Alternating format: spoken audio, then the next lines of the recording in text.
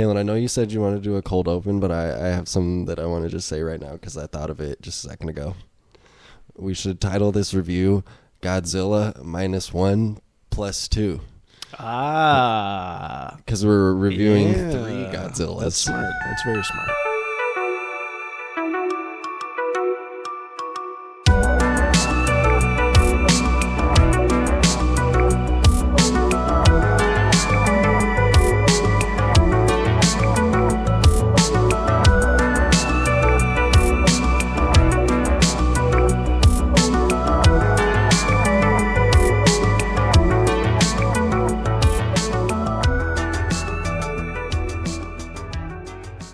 Anyways, you can do whatever you want to do. I was just going to ask you, what would you say are your guilty pleasure movies? As far as like genres or just like what you like in a film as far as like your guilty pleasure?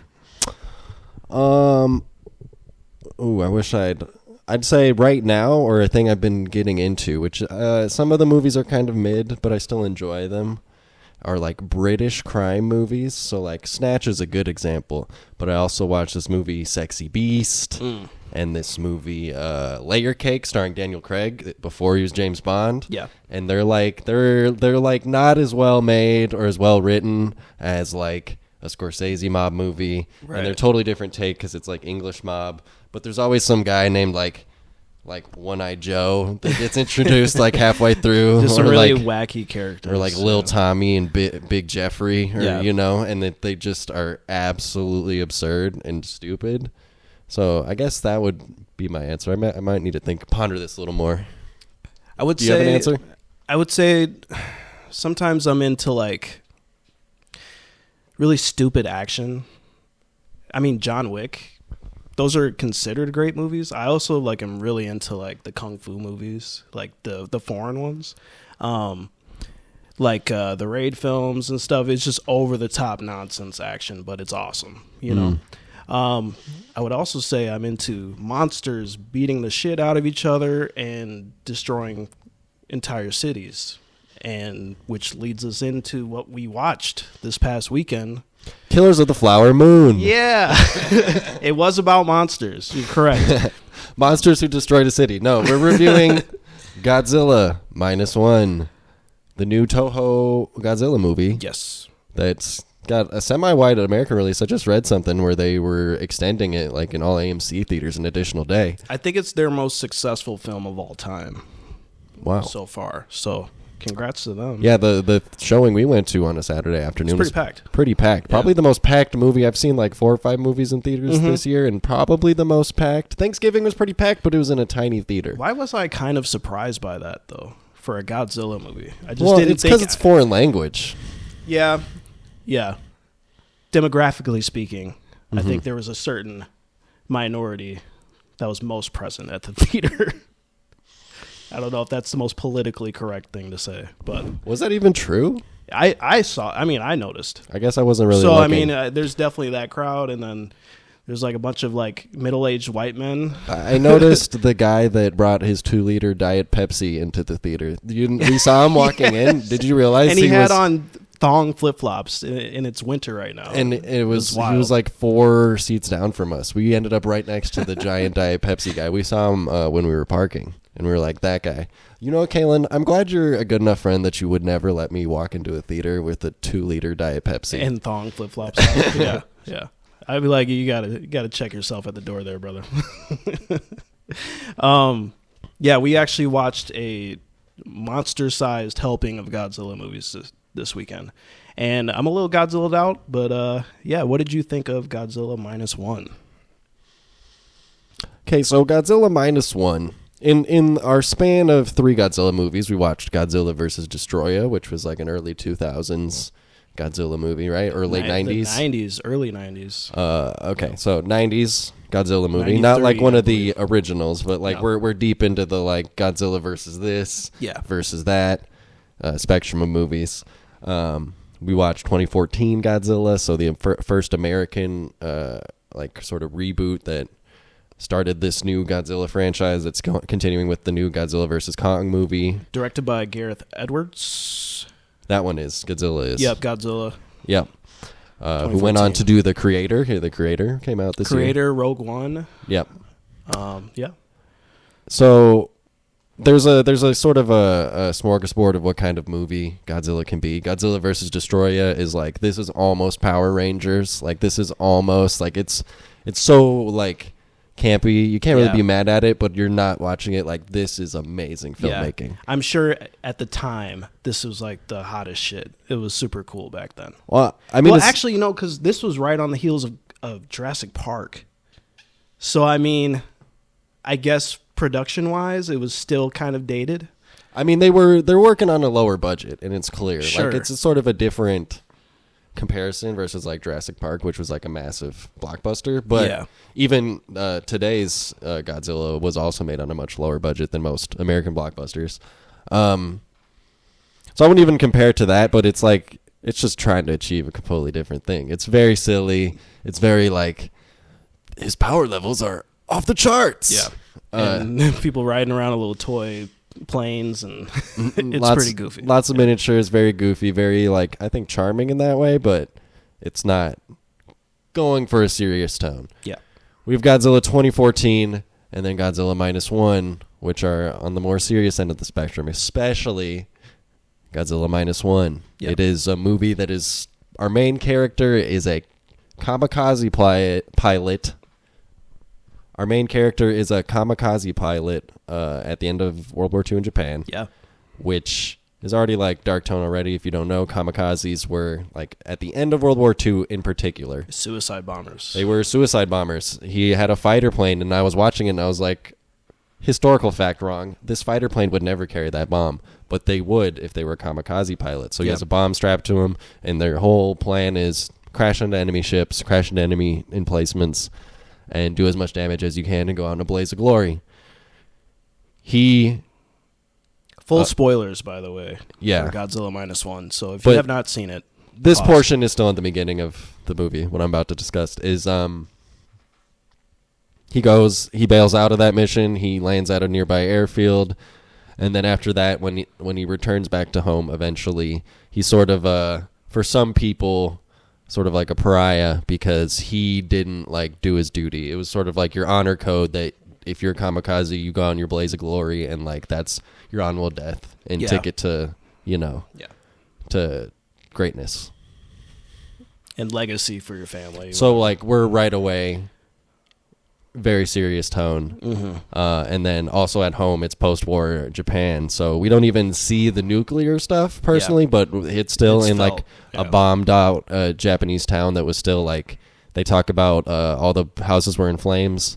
At the end of World War II, they were using incendiary bombs, so they were specifically, like, they knew it was all, like, wood and bamboo huts and stuff. Yeah. So they were, like, maximum damage, maximum flames from these bombs rather than impact. They went for the flame approach. So it's all in the background of that, where it's like a very traumatized society and traumatized people as their main characters. Mm-hmm. And then you add Godzilla into the mix, and it just... Which is... Sorry, a throwback to like the origin of Godzilla and the original Godzilla. The original film from the 50s, Gojira, it's basically the same plot. So this is technically a reboot, per se. And they do this. Toho reboots Godzilla every few years. They recently did, I think it was 2016, 2014, 2015. Around that time, they did Shin Godzilla, which is basically the same plot again, which is Godzilla arrives in Japan, wreaks havoc, and it's just he's this giant nuclear waste monster, basically. But that movie's a more it's a modern take, and it's also more, it doesn't have this like, this has a really like strong, depending on your, I actually, like, spoilers, was not super entertained. Maybe it was a little bit of my just mind state going in, but like this spends a lot of time with its characters and has a very serious and like wants to be emotional plot. And Shin Godzilla is like just all the people in boardrooms and like strategy centers being like, what do we do about Godzilla? We go to here and from there. That aspect, it's really classic Godzilla. Yeah. Which is usually, that's the formula. It's just a bunch of people trying to figure out what the fuck to do with Godzilla, basically. Mm-hmm.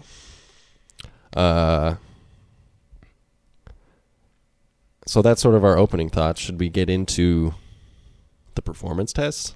It was the performance of a lifetime! want to talk a little bit about the main character. I'm going to butcher this guy's name. I'm going to really butcher it. But he plays a character called Koichi Shikashima. And the actor is... I'm going to butcher it. Ryunosuke Kamiki. He plays the kamikaze pilot. He was good. I think he had a strong performance. He was really acting, that's for sure. A lot of the time with these foreign films, it kind of seems like they're overacting, especially in these Godzilla films. So it's kind of, I don't want to be too nitpicky about it because I know there's just this kind of camp factor that kind of comes with these films to begin with, even if they're trying to go for a more serious tone. I wouldn't call it camp. I would call it melodrama. Yeah, it's really amplified emotions, and like when people are sad, they're like screaming at the ceiling, type of deal. Much like our friend George Lucas. No, I hate sand. Yeah, he has a strong performance, and it's so funny because we were walking out of the theater. And there's these three guys behind us, and one of the guys goes, "Well, yeah, it seems like these newer Godzilla films they're trying to make you really care for the characters, and have some real good character development." And it's like, I don't know if character development really works in Godzilla movies. Look, all I can say is there's our main character. He meets a woman who has a child, and none of these three people are related. The two of them don't end up dating. The child is not biologically related to the woman, but they all three end up living in this house together and share this space, and they kind of become co-parents of this child. When this woman, this is a plot spoiler, gets just obliterated by like the shockwave of a Godzilla blast, I laughed. I thought you were going to say when this woman got a job. When this woman got a job, I was like, in 1950s? That's a no-go back then. Man. Are you sure? Yeah. I laughed. So I'm just saying, I was not plugged into this. And I think it was also, I was just a little sleepy. It was Saturday afternoon, and I just came off watching Godzilla versus Destroya, which is like Power Rangers. It's super campy. They hire a 19-year-old because he's the son of some previous movie's and protagonist to like head up Japan's like G-Force is what they call it, the anti-Godzilla force. There's a baby Godzilla for There's whatever a baby reason. Godzilla, and it was so sad when he was in danger. There were two like twins for whatever reason. I guess they have like psychic abilities and can like, I don't know. It's weird, man. Oh, yeah. Somebody's like psychically linked with Godzilla. There's all these like, all of a sudden it becomes about these like aliens that are skittering around, and they're like a roughly human size, a little bigger than your average human. And it turns into an alien's and ripoff. And then they Voltron together into a giant monster called Destroya, which will fight Godzilla. Like, it's a very stupid movie. So then I walk into Godzilla Minus One, and it's like Schindler's List of fucking Godzilla movies. And I'm like, okay, this is not what I thought I was signing myself up for. And you know what? With a little distance from it, I'd say it's still like a quality movie, I think. For sure. But I was like, not today. I think we both fell asleep. I'm pretty sure I fell asleep for a good 5 minutes. Let me just say, as far as like doling out action, I thought the Godzilla 2014. Yeah. Peppercorn, get your ass down. He abuses animals, guys. Well, she was about to climb on top of the TV, and it's sitting on its legs, and she's going to knock it over. And I don't know why she's so infatuated with it right now, but I might have to go pick her up. Lock her up, man. That's what they said about Hillary Clinton. So, the point I was making was, in my mind's eye, before I rewatched 2014 Godzilla, I thought it was a movie that was more boring and didn't like dose out the monster stuff. But like, it actually does that pretty effectively. I felt like I never went through, and the human scenes are worse in 2014. They are not as well written, and they're not as interesting of characters for the most part. But the like Godzilla action, and just like, it wasn't always action. It was just sometimes people just coming across Godzilla. Like there's some moments with like soldiers in the woods where they come across not Godzilla but the other monster that's involved in that story, and just the sheer scale of these creatures, like, and you get that like awe factor even when you're not like having an action scene, so it's like interesting in that way.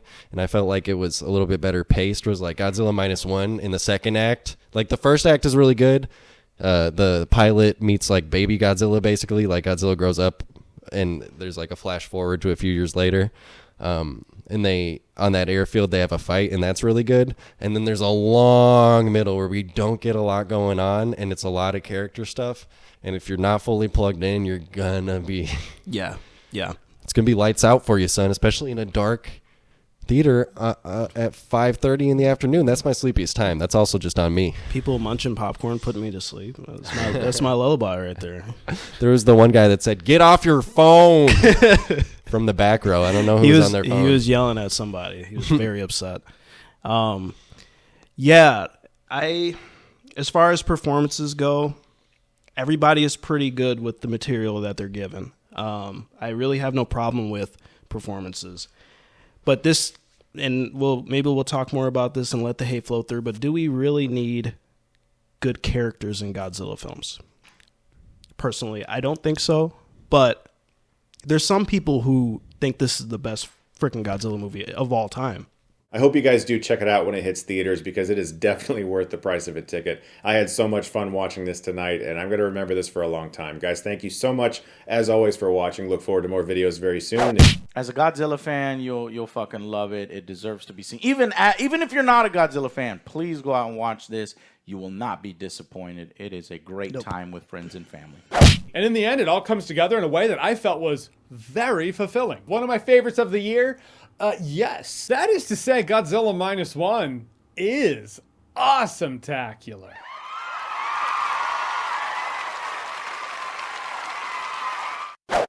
I think you need at least entertaining characters. You don't necessarily need deep characters. I don't want Millie Bobby Brown Vanilli, though. You No. know what I mean? Millie Bobby, I hate all the human elements of Godzilla versus King Kong.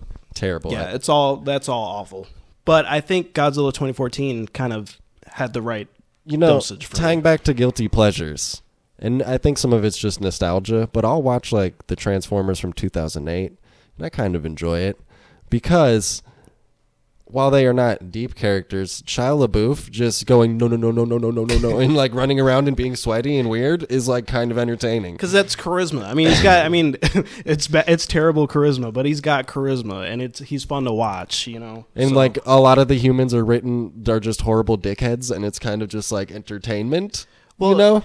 So going back to 2014, we're going to be kind of all over the place with this, but bear with us. So the 2014 film.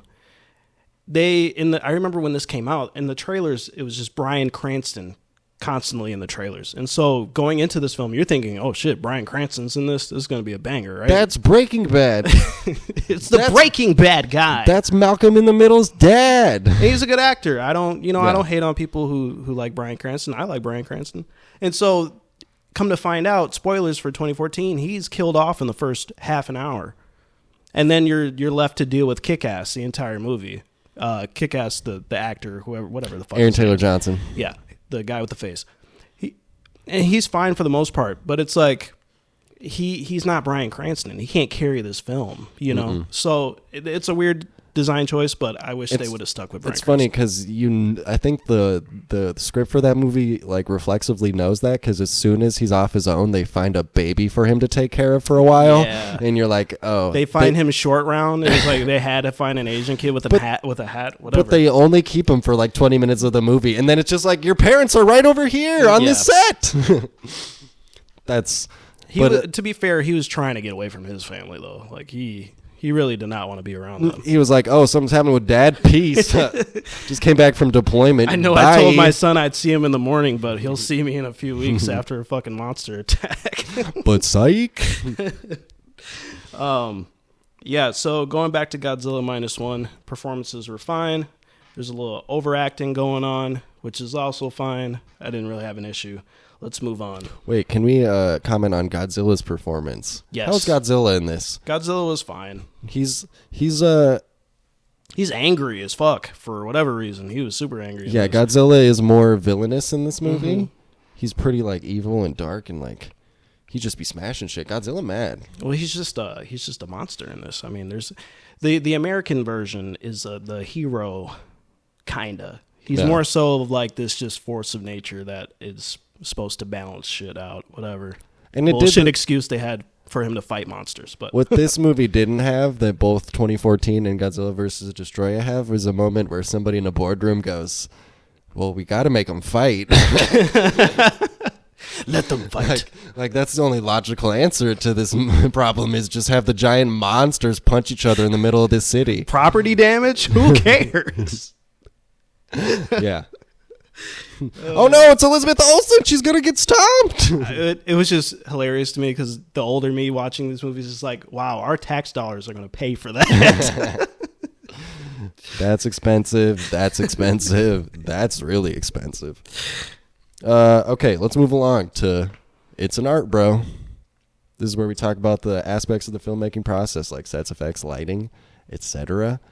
I think the Godzilla effects is probably a good place to start. It is actually not man in suit. I thought when I saw the trailers man in suit. It's largely CG. But it's made to look like a man in a suit. Mm-hmm. And we should talk a little bit about the budget for this film. It was set at about $15 million, which is fucking dirt money, man. Which compared to American Godzilla, the 2014 one was like 100 billion fucking it was like dollars. 140 million. It was up there. It was about 10 times as much. And we're talking 2023 dollars versus 2014 dollars, which matters a bit.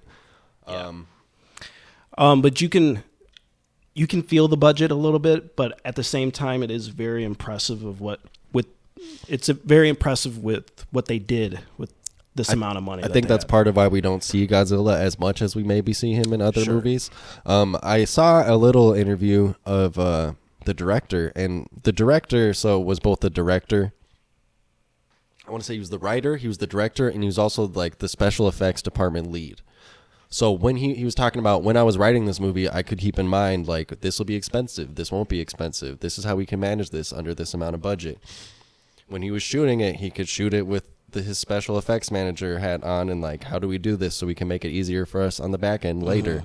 And then he was talking about, and we didn't have that many people on this, so every once in a while I was just doing the effects myself.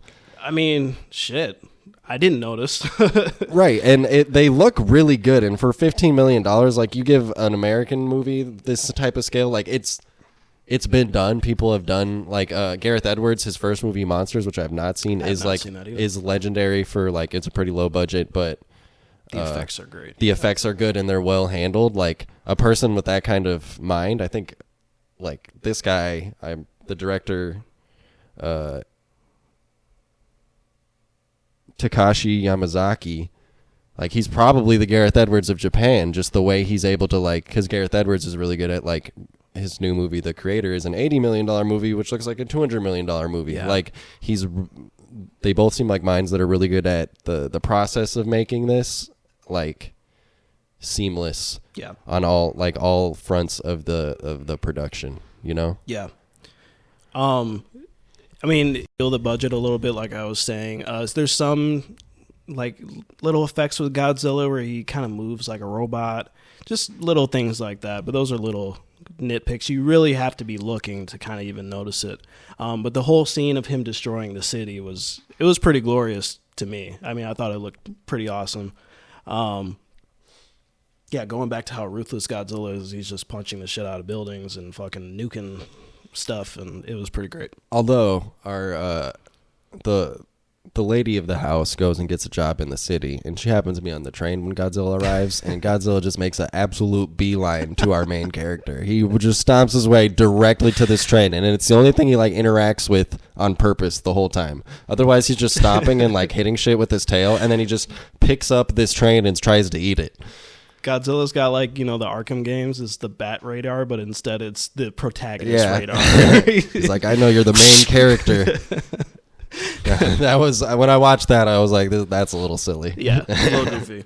I almost wish they went the route of the rubber suit guy monster, because watching Godzilla vs. Destroyer, I was like, the reason why these movies are great is because of all the practical effects. I mean, the entire, I mean, everything, all those older Godzilla movies, it's entirely them just building little miniature sets of cities and fucking blowing them up and having Godzilla or the guy in the rubber suit just step on shit. Yeah. And it's awesome. I mean, Wade through like 40 blazing firecrackers. Just yeah, or when he's supposed to be swimming in the ocean, it's just him in a pool, kind of like splashing around and stuff. It's great and it has a charm to it. But I mean, I guess for the more serious tone they were going for, they were just like, we're not even gonna waste the effort doing that. the Godzilla part can't be silly with No. the movie that they are making. No. So it was a necessary and smart decision. I guess is that it for It's an Art Bro? Yeah, let's move on. All right, let's move on to our next segment called Hey, what are you trying to say? Great. I'm just wondering about the color. It seems kind of dark. I wonder if I could have a lighter color, maybe a light blue or something. Oh, so what are you saying? You saying I don't know colors? I don't know anything about suits? What, I just came off the street, I was some unemployed guy begging for money on the corner, and they threw me in here to try to fit people? You don't think I know anything about suits? Oh, no, let's go that color? Is that what you're saying? You think the dark then? Yeah, I think the dark would Okay. go all right. So I think much like Oppenheimer, nukes are bad. Nukes are bad? PTSD sucks. Yes. Godzilla makes smash with hands and feet. Yes. Also, there is, to be a little more serious, there is like some real I think because it's a Japanese production, there's a real honesty to the post-war situation in Japan, that America largely did all that damage. That is at least might be eye-opening to some people. I'm pretty familiar with that portion of history, but it's kind of insane when we think about the tactics that we used in that war, and then where we draw the line in wars to come, and sort of our American hypocrisy in that aspect, because it was very brutal the way that the Japanese cities were bombed, and it was not discriminating between civilian and non-civilian areas. It wasn't direct targets. They were we are burning this city to the ground. Yeah, that shit had no name. And it's kind of not funny, but I mean, in the movie, they name drop America quite a bit. And it's mostly in regards to how America is not coming to aid them with Godzilla. Yeah. And I was like, wow, there's a little animosity there. It's a little passive aggressive going on, But I get it, because I mean, the main character, his PTSD, it kind of stands for the PTSD of the entire Japanese people, and just the fact that they're still dealing with the ramifications of that time period to this day. It may not be so upfront, but it definitely culturally they are still dealing with that. I mean, it would be like 9/11 times fucking 100,000, for us. So it's awful whenever, genocide is involved. It's hard on a group of people, obviously. So they're using this monster, Godzilla, as their vessel to kind of share their pain a little bit. And kind of it's more so a cautionary tale as well, because the reason why Godzilla was created in the first place was because of the Castle Bravo tests, I think, in the Pacific, whatever. It's kind of just the dangers of these weapons and the dangers of, just how far are we willing to take it, basically. And in a place where a nuke has gone off not once but twice, the impending fear of just something unstoppable just raising your whole city out of nowhere. And very pointedly at the end of this movie, through a series of increasingly unbelievable circumstances, it ends up being all veterans manning the boats that take down Godzilla, which I think is very on point and on theme for this movie. Yeah. It's kind of, to me, goofy as to how we end up there, and I'm like, wait, we can talk about and let the hate flow through you, but there's a little clash here with how we got there eventually. Yeah. But it kind of clashes with the tone with how some silly some aspects of this movie are. Yeah. Yeah. But I'm just laughing at us laughing at not a laugh moment for anyone else in the theater. And I'm so glad you busted out laughing with me too. Because that reveal was It hilarious. was super goofy. I think we might have irritated Diet Pepsi guy next to us. For sure. With For our, sure. He stopped sipping on that Pepsi after we did that shit. With our inappropriate chuckles. I heard him screwing it back on. He was like, angrily. yeah, I mean, that's really all I have to say about what are you trying to say. Shall we move on? Let's let the hate flow through you. Good. Use your aggressive feelings, boy. Let the hate flow through you. Would you like to explain the scene that we were talking about?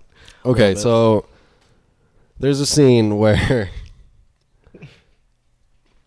So our main man, our kamikaze who did not commit kamikaze, has it in his mind as a backup plan to what is the main plan to stop Godzilla is, I'm going to be in this fighter plane and we're going to load it up with bombs and I'm going to be a kamikaze pilot finally and I'm going to take down Godzilla because he thinks his home partner, maybe girlfriend, is dead, and he feels responsible for that death, and he's just finally done being a quote-unquote coward and wants to, like, you know, do something honorable and save everyone. And so we're there, we're fighting Godzilla, the jet plane flies into the mouth, and then we flash back to a scene of his old buddy showing him in the jet plane that, look, there's an ejector button. You maybe don't get it as you're listening to us, but you have to watch the movie and just the sequences leading up to that and just how goofy and misplaced it was. I mean, hilarious. there's so many layers to it because it's his old veteran pal that knows he's a coward and despises It wasn't him. even his pal. It was like the guy hated him at first. His like primary enemy, the man that feels betrayed because he's the only other survivor from this island that Godzilla attacked, and our man was also a coward in another way. Yeah. I suppose. I don't know. There's some little goofy stuff like that. I also thought their plan on how to kill Godzilla was totally ridiculous. Well, first of all, can I go back to the plane crash? Because he crashes the plane in there, and then it explodes, and then everybody in all the boats acts surprised when he's like, oh, he survived, which... If you think about it visually, if you watch a plane crash, you will see the pilot eject. And you will see the parachute go up and everything. Yeah. It almost happens right away. Yeah, because it's like right in front of them. Yeah, unless they're just so focused on Godzilla, because, I mean, obviously, it's this giant monster. Well, somebody should have seen it. But they're all like, oh, I don't know why, he survived. but that scene reminded me of the scene in The Last Jedi when Finn tries to do his, like, kamikaze move on the fucking walkers, on the AT-ATs or whatever. And Rose then just like rams her shit into him and fucking almost kills him. But that scene just reminded me of that. And she says, we're not going to win by killing those we hate. We will win by saving the ones we love, she says, after she sideswiped him out into the ground. They should have just tried hugging Godzilla. Maybe he would have stopped. Well, you know what I'm glad is there's still an honorable society, because once Godzilla is like sinking headless to the bottom of the ocean, they all salute him. Yeah. After you just fucking wiped out 1 million people that salute you, dog. Okay. You were an honorable foe. Yeah. Yeah, whatever. It was like supposed to be like Moby Dick or whatever. Who gives a shit? But I mean, it was like their plan. It was totally ridiculous. It was science, I think. I don't know. But it was like... They were somehow going to turn the ocean into a trampoline, is what, what I'm pretty sure happened. It was something about did they get him on a platform or something? Or like... Okay, so the plan from what I understand is they were going to like lure him to a certain area, and they were going to pump some gas into the ocean that was going to like cause him to sink to the bottom of the ocean because suddenly he was more dense than the water. But they put like a bunch of bouncy castles around him. I'm getting to that. And then if the pressure doesn't crush him, all the inflatable things are going to lift him back up, and that pressure will crush him. That pressure will make him explode. I guess that's science. I don't know. I mean, obviously that's the way to kill him. Like, what else could you possibly do? I was just like, out of all the plans you guys had, this is the one, right? I don't know. It just didn't, I don't know. It was just kind of like, that's that camp factor again. Like, this is the goofiest way to fucking kill a giant monster. Well, in Godzilla versus Destroya, the way they kill him is, or they want to kill him is like, what is it? Oxygen, like atoms? An oxygen destroyer. Yeah. But the oxygen destroyer is what created Destroya. Yeah. So, but Godzilla was already in like meltdown or whatever because he's nuclear. Godzilla's about to explode. So Godzilla was going to die anyways, but they really wanted to kill. My point is, they Godzilla were was the also hero. putting chemicals in the water to kill Godzilla in that one too. So I think it's just the thing you do to kill Godzilla, but also it's at odds with our very serious World War II trauma story. Yeah. And then it ends up being a bunch of veterans because they're like, America's not going to help because they think it's going to be Russia. And then they're like, Russia's not going to help because the Americans going to be mad because Cold War. And then they're like, our government's not going to help because I forget why. But I'm like, so they're just like, what do they think is going to happen with Godzilla? If all these governments are just not going to help, like what is... They're just like, fix it yourself. Oh, I was surprised the Japanese government didn't do anything. That's why I was like, I mean, they're literally destroying fucking Japan right now. I mean, Godzilla's destroying Japan. Right. That's like rule number one. It's like, that's your national security right there. Get on it. But I mean, I don't know. They were demilitarized at that time, so I think they couldn't even have an airplane. I think that was part. Yeah, I think they did mention something about that. But also, it was literally like, but the government's not going to help us. So it has to be the four of us, all veterans, on these boats. It was like, if you've ever seen Battleship, for some reason there's an excuse to have a bunch of Navy veterans fight the aliens in Battleship. Okay. Yeah. I vaguely remember this. Yeah. It's a very forgettable movie. It had Rihanna in it. Yeah, that's the only thing you remember. It also had Sam Worthington. And Liam Neeson. No. Liam Neeson? I think. In Battleship. Wasn't he one of like the I think he was like generals the admiral. Whatever. What were we talking about? Godzilla. Yeah. No, they did that though in the Godzilla film because they had to write whatever fit in their budget. You know, they didn't have the budget for the entire Japanese military. Right. So. It was just a little goofy towards the end, the sort of plotting of everything. Oh, and also then the wife. She comes back. She got obliterated. It's like you got carried away in a tornado, basically. You know, like your skin should just like fly off of your body, and you should just die from the fucking elements. She was fine. She had a little eye patch on. She was good. It was like still wood. Okay, so let's get into this now because I keep seeing all this shit on social media. People are just like, "This is the greatest fucking thing ever." Guys, we have to calm down a little bit. You know what I mean? And this is all people who think the American Godzilla sucks or whatever because bad characters and whatever, trying to make excuses. I don't think there's any good Godzilla film. I'm sorry, I don't. They might be entertaining. They might be well made. They're not good. I don't think they're supposed to be good. Because I think the point of Godzilla is we want to see a giant monster fuck shit up, right? Yeah. So, in that vein, I don't think Godzilla Minus One is a great film. And I don't think it's the best Godzilla movie ever made. I don't know. People are just, we're getting too excited about different things because people are trying different things. We're getting too excited about it. People are really thirsty for our stupid entertainment to be taken seriously. Yeah. And I'm like, you know, it's the like, oh, you got your peanut butter in my chocolate, you got your chocolate in my peanut butter, but it's like, you got your dog shit in my peanut butter. Well, it's the Not same that people. It's dog shit, but it's just like, these don't, okay, that was a terrible metaphor. My point is, it's just two things that don't fit together. No. The PTSD arc and the like Godzilla stomping around, like one of the, it just doesn't. It doesn't work. It doesn't mesh to me. No. And I mean, not saying that it couldn't ever work, but I don't think in this situation it did. I mean, it was very well made, and I think it was impressive for what they did with the budget that they had, but I think that's about it. I just think it could have used like one or two more Godzilla sequences. Yeah, I thought the first attack was way too short. The first big city attack was like... The big city attack wasn't that big. It was like 3 minutes. The beginning, I think, promised a lot more. The beginning is really cool, honestly. I think I was really into it for like the first like 45 minutes, and then I kind of sunk into the like, oh, when's Godzilla coming back? Well, I think you mentioned this earlier to me because we had talked about this after, like right after we got out, and you're like, most of the cool stuff was in the trailers, and the trailer is what, 2 minutes at the most. Yeah, basically all the cool stuff is about 2 minutes in the entire film. So, yeah, I don't know.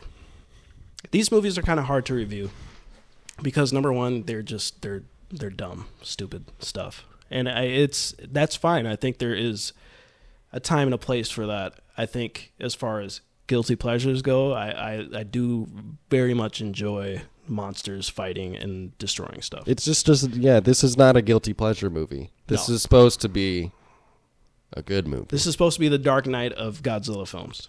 Ooh, I don't know if it's the Dark Knight. It's supposed to be the like, real, the serious. It's like the Logan. Yeah. It's the Logan of...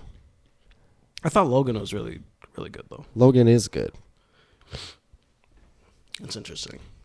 I just see this as, like, because people will say the same thing about Marvel movies, where it's like, Marvel is too loud and dumb. We want all our superhero movies to be the Dark Knight. You know? And so...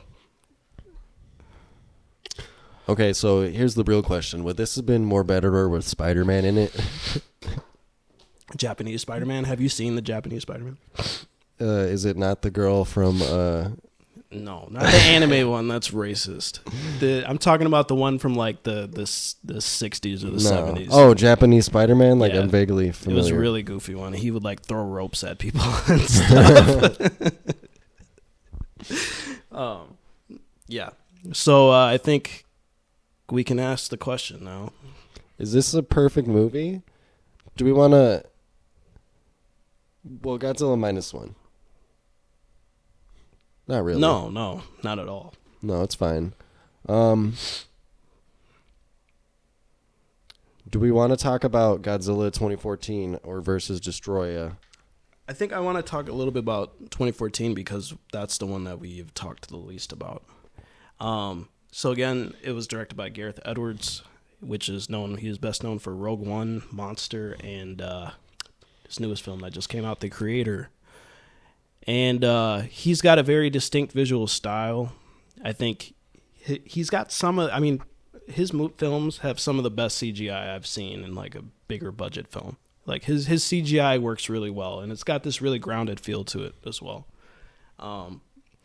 Yeah, I kind of not loved the 2014 movie, but I thought it was very well made. And when we get down to like the performances, I think that's what holds it back the most. Not even the performances, just the characters, really. I mean, there's just no likability to anybody. Yeah, so like we already mentioned, this movie was advertised with Bryan Cranston, and you get about 30, 40 minutes of Bryan Cranston, and then he gets exited out the movie. And I think that was just a big mistake, because it just dangled this much more interesting main character in front of you, and you're like...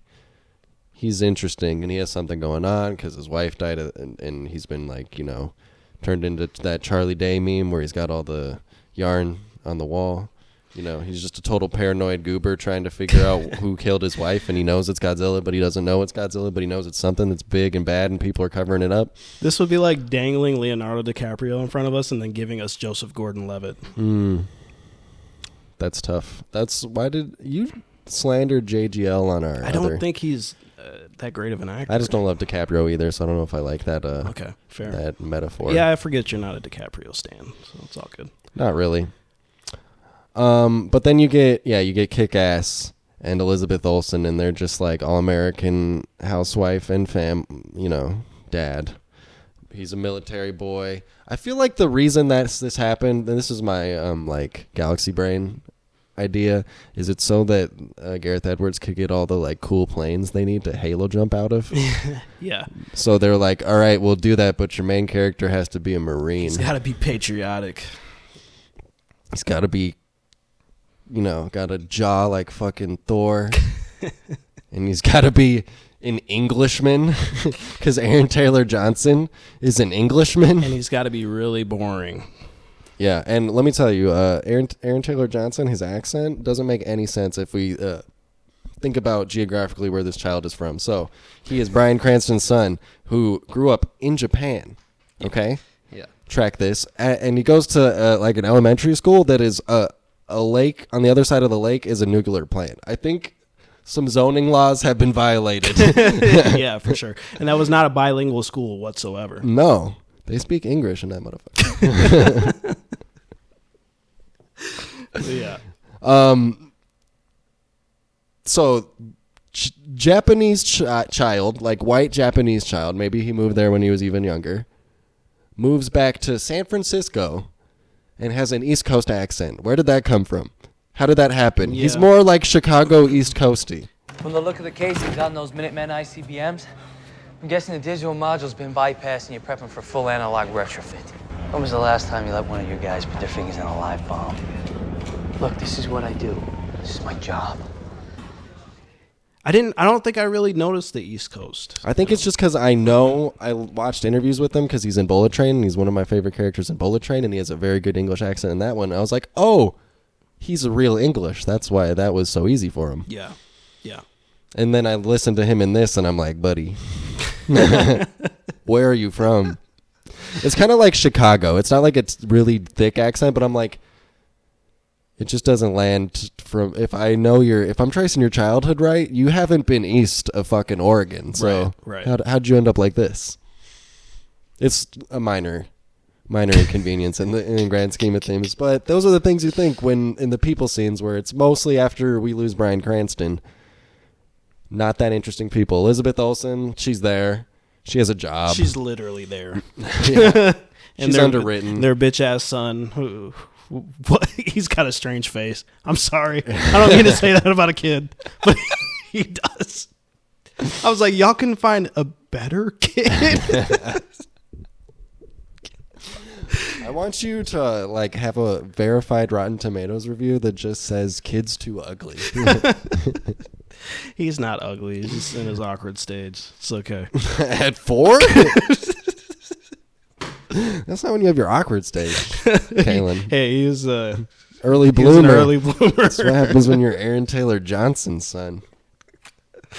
But yeah. Anyways, Godzilla. Some Godzilla stuff happens. Literally, okay, so the cool thing is they did create the monster for this movie. It's like brand new to this movie. The Mutos. It looks kind of like a something with long stick-like legs that I can't. Like, it's kind of It's like a crab-like, spider-like thing. It's got a little in common with the thing in the arena from the Attack of the Clones. And Cloverfield put together. Yeah, giant insect-like monster. And they fight Godzilla. And it was awesome. And Ken Watanabe, oh god, Watanabe. Yeah, Ken Watanabe, our boy from Inception. It's just like, huh, the whole time. Okay, first of all, no, he's not like that. Not like that, but like, you know. Well, he's our hired. But he's got that face the entire time. Yeah, he does. I mean, he's there so he can say Gojira, and nobody can be like, that's racist. That's why he's on this. That's why he's cast, mostly. But we call him Gojira. I do love his line because he's also the one that gets to say, "Let them fight." Let them fight.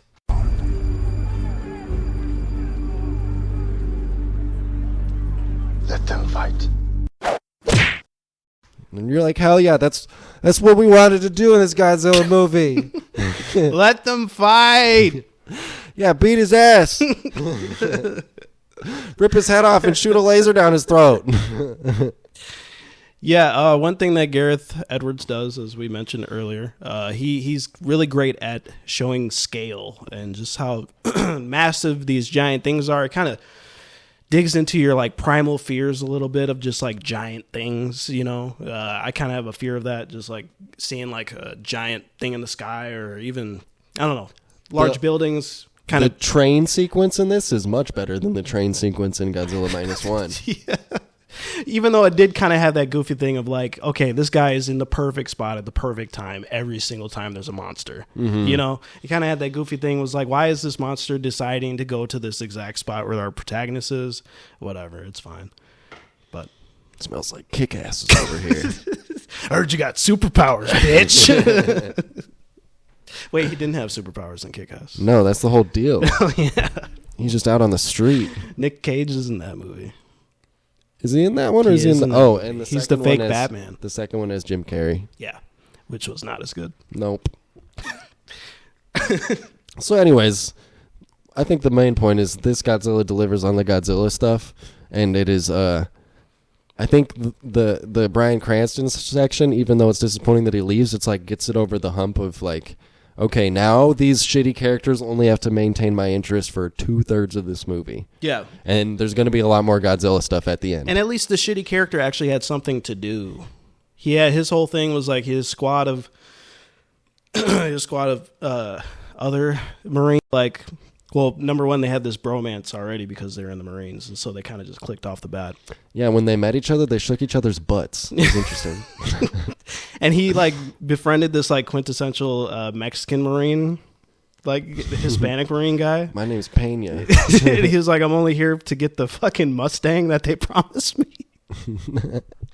Is that a line from the film, Kaylin? I think so. But anyways, I thought he said Chrysler 300. it was some car. But that guy gets killed off like instantly. It was pretty hilarious. And then so his whole thing is like, okay, we got to get this nuke that the Muto's whole thing is like they feed off of atomic energy, so they're going after all these different atomic sites and they're eating nukes. Apparently you can do that. Yummy. And they're just gobbling up these nukes, and so they have this one nuke that they want to use. Wait, right? verbal meme, Oppenheimer at a pond, and they're like, a monster's gonna eat your nukes. And he's just got that face. I am become death destroyer of worlds. And he was naked. Yeah, so our main character has something to do. He's trying to get this nuke off island, away from San Francisco, so that the monsters can be away from people and cause less collateral damage in the process. You know when Batman flew away with the bomb at the end of the Dark Knight Rises? Literally the same thing. It's the same thing. Except not enough hockey pads. But Kick-Ass gets to do a halo jump. Very cool. That was sequence very cool. And the vocals with that. Very cool. Very cool. Godzilla. Okay, Godzilla like screamed in his face like really. He was really close to him. I was like, in real life, that would like burst your eardrums and probably explode your face. Probably would have like thrown him like. Yeah, but he was just like unaffected, and that was pretty cool because he's Kick-Ass, you know. But well, they train the Marines different, you know. We're gonna get so much shit. Anyways, yeah, the Godzilla stuff is cool, very cool, and I enjoyed Godzilla 2014 a lot more than I did Minus One. You just gotta review Godzilla movies like a caveman, like big monster go boom. It looked good, me fun. There's a time and a place for that, okay? You over here had a hot take with saying that you liked the Michael Bay films, the Michael Bay Transformer films. I'm not disagreeing with you. I think there's a time and place for those as well. There's 5 of them, and I don't stand by all of them. I'll watch like one. Okay, the best ones 1, 2, 3. Basically, and I would say anything with Mark Wahlberg is a no-go. The 2 and 3 ones are particularly like we're getting way into like so bad it's good or just terrible territory, but I'm like, well, you hired Ken Jeong to throw him out a window? Cool. I'm gonna watch this. Like, why did they add Mark Wahlberg to the other ones? They're like, let's find another white wankster that we can get in our Transformers movie because isn't he so silly? Yeah. Yeah, so going back to what I was saying about Godzilla Minus One, I don't think these movies work when they are serious. Although that's where it started, so what do we know? I guess, but that was also the 50s, and they were kind of amazed by anything back then. So, just saying. They're probably just happy to be able to see a movie from their bombed out cities. They're like, whoa, this picture is moving. You know. From their bombed out cities? It was big in Japan. It's true. That's literally what's in the movie, Kaylin. I don't know. Like, Godzilla, if the timeline's about right, I think Godzilla was about to come out as a movie in Japan. Yeah. Yeah. That's true. And the irony. Okay, but you know what was actually cool in Godzilla Minus One? Do you remember when they grabbed the destroyer and Godzilla just yeeted it?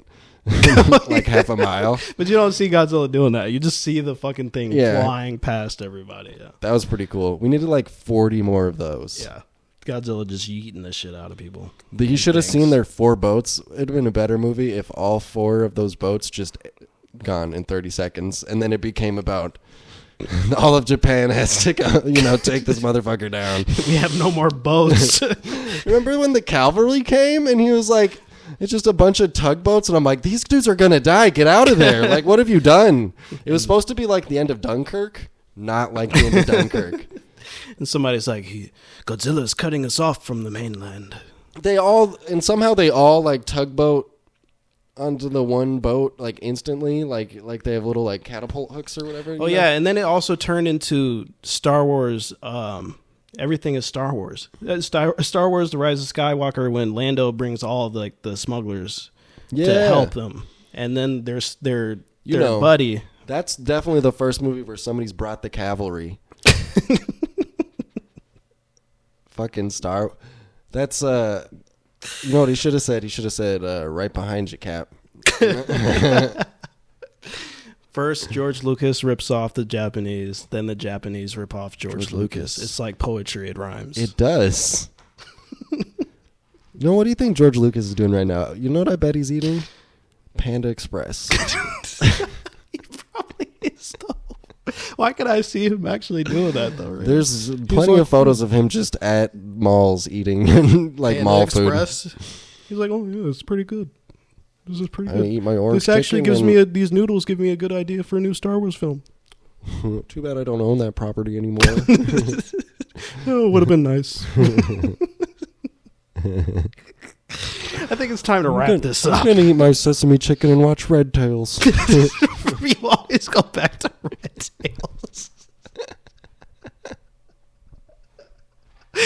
That's his favorite movie. Is Red Tails. He was like, there's a literal interview with him being like, I'm groundbreaking. I was pretty ahead of my time making an all-black movie.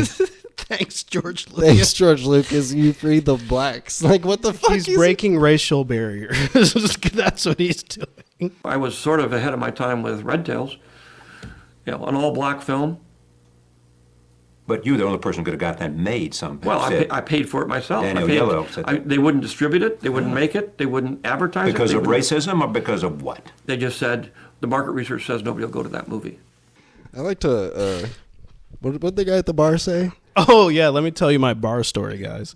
So this one night we were at this like hick bar, and it was karaoke night, and everybody was drunk, and we were out at this patio. And I remember going inside, and I think I had a Metallica shirt on or something. And this guy comes up to me, this older white guy. He's not older, but he was like in his mid-30s. But he comes up to me and he's like, man, I really love your shirt, man. Metallica fucking rocks. And then I'm like, yeah, man. He's like, he puts his hand out to like dap me up, and so I do it, and he like pulls me in like really hard, and he kind of whispers in my ear, and he's like, I break racial barriers. I think what he said to me because he came back, and joined us out on the patio. And I think I was out there waiting for you. And he was like, hey, man, I'm bridging the racial divide. And I was like, dude, me and Kaylin have been doing that a long time. We've been friends for like 15 years, buddy. Try to beat that. And then he was like, well, damn it, I'm still doing it, And then he started telling us about his kids and about how his ex-wife is a bitch and all that. And then he left, and he was starting to say we left, and he was starting to get into like COVID is fake, and I was like, all right. It was like time to go. It was that time of the night. Looks like me getting the fuck out of here o'clock. I just remember he pulled me in very hard, and I was kind of like startled for a second, right? But I felt his like hot breath like go down my ear hole, and yeah. How'd you feel about that? I felt very uncomfortable, but at the same time, very empowered. Did you feel seen, Kaylin? I did. For the first time in my life. I was like, this guy, he knows what's up. Take that, Joe Byron. So anyways, next week, I don't know how much of that's staying in. Yeah, you're going to have to do some real... take a hatchet to this podcast. Some real butcher work. We will be doing Star Wars The Phantom Menace for a Christmas movie. If you didn't know, Star Wars is just Christmas. And Christmas is Star Wars. Star Wars always comes out at Christmas. Well, maybe not the original, but I think all the prequels. All the prequels and the newer ones. They all did come out at Christmas. Except for Solo, a Star Wars story, which murdered the franchise. Came out in January, so I think it was like either January or February. No, it was like May. Really? It was a summer release. No, it wasn't. I swear to God, it came out in February. Are you prepared to be wrong right now? This is why we have Google. They would not put a Star Wars movie out in January. I don't know, because it was a Han Solo movie, so... What is it called? It was like May, Solo. A Cup Story. You didn't put that... Oh, it did come out May 25th. Told you. It should have came out May the 4th. Because, You'd think. Yeah. Anyways, that movie sucked. So everything sucks. So does The Phantom Menace, but I think we'll have fun talking about it. For sure. I mean... We're going to be like the millionth YouTubers to fucking talk about The Phantom Menace, but... Look, I think the prequels are untrodden territory as far as movie discussion, particularly on YouTube. Nobody's ever done that before. Nobody's ever done a long review of a prequel movie. I can't think of one person that's done that. Smash cut to Mr. Plinkett. Or like, what's it, Mauler, or like 18,000 other... Yeah. Okay. Anyways, guys. Look forward to that.